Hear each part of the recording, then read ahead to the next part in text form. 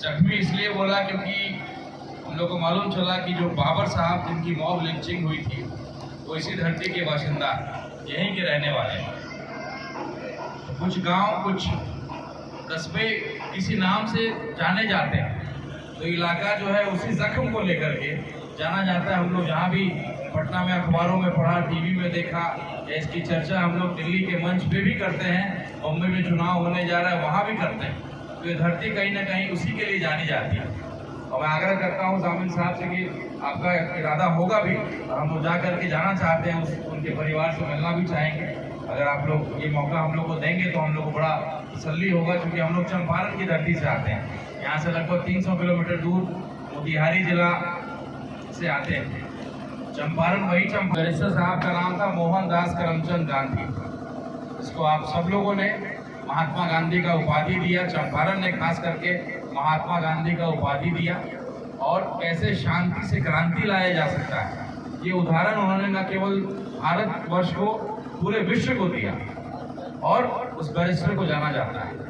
एक दूसरा बैरिस्टर आपके इस इलाके में आ रहा है, बैरिस्टर साहब की पार्टी आपके पास आई, जो आपकी गुलामी को, ये गुलामी की जंजीरों को तोड़ना चाहता है। हैदराबाद निश्चित रूप से भी जो हमारे प्रदेश के जो अध्यक्ष हैं उन्होंने बताया, कुछ सवाल आपसे किया जिन सवालों का जवाब जो है आप ना दे पाते हैं, और जब आपसे पूछा जाता तो शर्मिंदगी महसूस होती। जो सबसे बड़ी कौम है, सबसे मजबूत कौम है, सबसे ज्यादा आबादी वाला कौम है, उसके घर का कोई गार्जियन ही नहीं है, उस परिवार का कोई गार्जियन ही नहीं है, कोई उसके लिए लड़ने वाला ही नहीं है। हम जिसको मानते हैं कि हमें हमारे लिए लड़ेगा, वो केवल ट्वीट करता है, फेसबुक पे खाली ट्वीट करता है, या कहीं कहीं केवल भाषण में, चुनावी भाषण में, बाकी भाषणों में तो अगला बोलता भी नहीं है, क्योंकि सीबीआई और ईडी का डर है। मालूम है कि ज्यादा बोल देंगे तुरंत ईडी सीबीआई वाला जो है लेकर के चला जाएगा। तो कहीं ना कहीं बैरिस्टर साहब की पार्टी आपके बीच आई है, असदुद्दीन ओवैसी साहब जो आपके लिए लड़ते हैं। आज वक्फ बोर्ड की बात अगर हम करें, कोई पार्टी लड़ा आपके लिए, किसी ने कुछ बोला? मैं लोकसभा का चुनाव लड़ा, मेरे वालिद साहब सुरेंद्र यादव जी के साथ मंत्री भी रहे लंबे समय तक, 20 साल मंत्री रहे, और शिवहर से सांसद भी रहे। मैं उसी शिवहर से AIMIM पार्टी से चुनाव लड़ा। कई लोग कहते थे कि भाई आप कौन सी पार्टी चुन ली है, क्या आपको कोई दूसरी कोई पार्टी नहीं मिली, क्या मुसलमान भाई मुसलमानों की पार्टी है, क्या कर रहे हैं आप वहाँ? तो मैंने बोला कि भाई मैं वो भाजपा वाला सर्टिफिकेट वाला हिंदू नहीं हूँ, एक पढ़ा लिखा हिंदू, और जानता और समझता हूँ कि इस तरीके से जहर का फैक्ट्री गिरिराज सिंह जैसे नेता बना करके और जगह जगह डिस्ट्रीब्यूटर बनाते हैं, जिला जिला में डिस्ट्रीब्यूटर बनाते हैं कि हमारा जहर जो है हमारे फैक्ट्री से लेकर के आओ, जरा अपने इलाके में इसका डिस्ट्रीब्यूटर बनो और जगह जगह जहर फैलाओ। इस तरीके से बाबर भाई जैसे लोगों के साथ गलत मॉब लिंचिंग का घटना हुआ, ऐसा पूरे देश में कैसे हो सके, उसके लिए हमेशा प्रयास करते हैं। तो मैं वो हिंदू नहीं हूँ, भाजपा का सर्टिफिकेट वाला हिंदू नहीं हूँ। मेरे पिताजी RJD में रहे, एक सेकुलर मिजाज के नेता रहे। हमारा परवरिश वैसे ही हुआ कि हिंदू मुस्लिम एक ही प्लेट पे खाना खाता रहा। हम उसके ईद में गए, वो मेरे दिवाली में आया।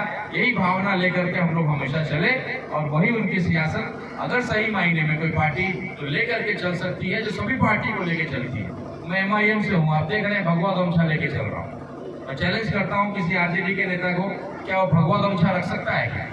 वो टीका लगा के घूम सकता है क्या?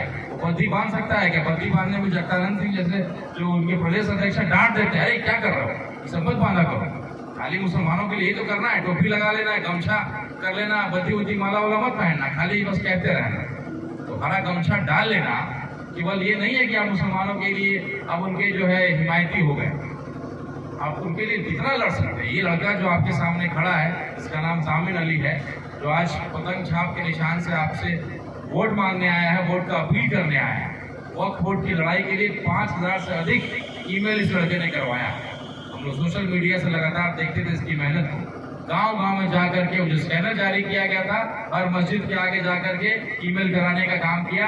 इस इलाके में मुझे लगता है कि सबसे अधिक, सबसे बढ़िया पूरे बिहार में परफॉर्मेंस हुआ, जिसके हकदार जो है जामिन अली हसन साहब रहे। इस समय पे पे आप लड़ाई लड़िएगा नहीं। CA-NRC की लड़ाई नहीं लड़े। इमरान प्रतापगढ़ी जी आए थे, शायर हैं, बड़े पार्टी के शायर हैं, पैसा लेकर के आते हैं, लेकिन CA-NRC में बच्चा लोग बेचारा बुलाता रह गया। एक बार आप आइए, आप बड़े शायर हैं, बड़े नेता हैं, आप कुछ बोलिएगा तो उसका मैसेज बड़ा अच्छा जाएगा, लेकिन कोई नहीं आया। तो केवल अपने सहूलियत, अपने हिसाब से, अपने काम के लिए जब समय आएगा तो आता है। कुछ महीने पहले हमारी पार्टी ने ये ऐलान किया था कि चूंकि MY का समीकरण है RJD का, 35 साल से आप Y के पीछे खड़े रहे, एक एक मुसलमान खड़ा रहा। इस बार हम लोगों ने आग्रह किया कि भाई जब MP उनको बना ही दिया गया है तो इस बार किसी मुसलमान के लड़के को आगे कर दीजिए। हम लोग MIM वाले किसी को टिकट देकर के यहाँ मैदान में नहीं उतारेंगे। आप अधिकार जो है मुस्लिम भाइयों का है। 35 साल तक चलता रहा Y, अब M का समय आया है, लेकिन क्या होता है जब समय आएगा M का तो Y जो है हिंदू हो जाता है। जब समय आएगा टिकट देने का मुसलमान के बेटे को तो कहेंगे लोग कि भाई अगर मुसलमान को टिकट देंगे तो हिंदू मुस्लिम हो जाएगा, आप हार जाइएगा, हिंदू मुस्लिम हो जाएगा। मैं उनको बताना चाहता हूँ कि बगल में उत्तर प्रदेश है, आप वहाँ का MY समीकरण देखिए।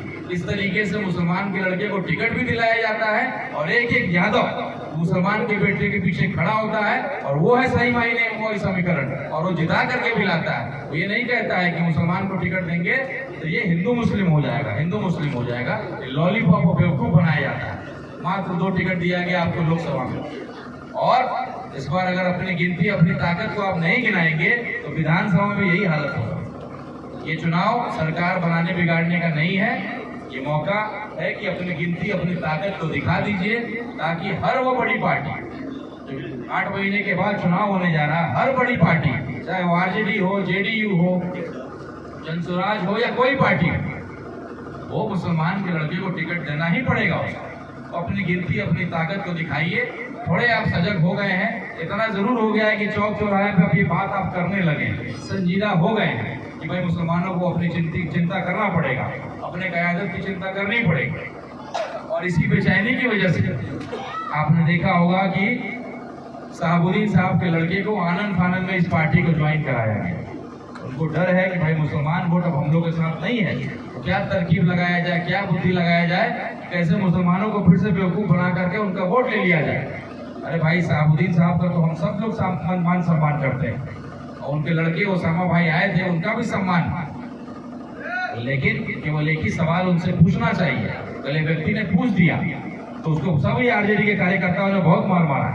आपको पता होगा एक लक्ष्मीपुर में जो एक सभा हुआ था, जिसमें आप ही में से किसी ने बोला कि नहीं भाई इन्होंने जो गलती किया है, अगर शहाबुद्दीन साहब की पत्नी के बेवा के खिलाफ RJD ने कैंडिडेट नहीं दिया होता सिवान में, तो आज उनकी बेवा हिना मैडम सदन में होती। RJD ने हराने का काम किया। तो यही सवाल अगले ने कर दिया कि भाई आपकी गलतियों को माफ नहीं किया जा सकता है, तो पूरे RJD के कार्यकर्ता जो है मिल करके उसको मारना शुरू कर दिया। वीडियो वायरल है, पूरे न्यूज में चल रहा है, आप सब लोग देख लीजिए। तो एक गुंडा के खिलाफ दूसरे गुंडे को नहीं लाना है। नौजवान कोरा कागज, आपका भाई, आपका भतीजा, आपका बेटा सामिन अली पतंग छाप 13 नवंबर को, अभी थोड़ी देर पहले आज़ान हुआ था, 2 मस्जिद से आज़ान हुआ था।